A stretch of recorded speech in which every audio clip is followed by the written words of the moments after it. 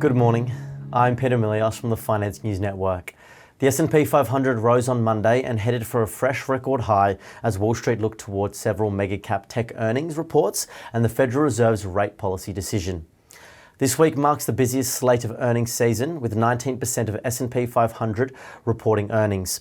Mega-cap tech names Microsoft, Apple, Meta, Amazon and Alphabet, part of the core group of big tech companies that have led this year's rally, will be posting their results. Investors will also keep an eye on several Dow components regarding their quarterly earnings, including Boeing and Merck. Meanwhile, the Federal Open Market Committee will begin its two-day policy meeting on Tuesday. Investors are nearly certain the central bank will keep rates steady. Traders in Fed funds futures markets assigned an almost 97% probability the Fed will not cut rates at the upcoming meeting, according to the CME Group. Overall, the benchmark climbed 0.7%, rising above its highest close ever, reached January 25.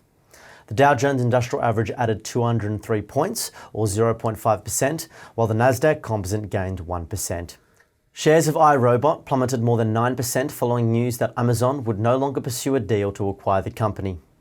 In commodity-related news, Brent and US oil futures dipped in anticipation of US action following an attack on an American base in Jordan by Iran proxy fighters.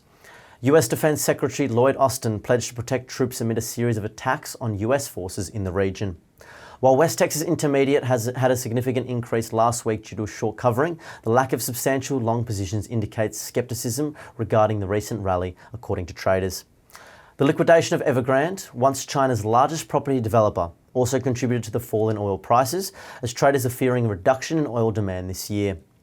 Turning to US sectors, all closed higher overnight except for energy. Consumer discretionary was the best performer. Shifting to the Australian resources landscape, Australia's Resource Minister Madeleine King is seeking investments from South Korea and Japan to develop minerals critical to the green energy transition. She also stated that Australia has the potential to become a long-term reliable supplier to Japan for critical minerals and rare earths. Note that the push for investment comes amid a global downturn in prices for electric vehicle battery materials, including lithium and nickel. The SPI futures are pointing to a 0.5% rise. Thank you for listening.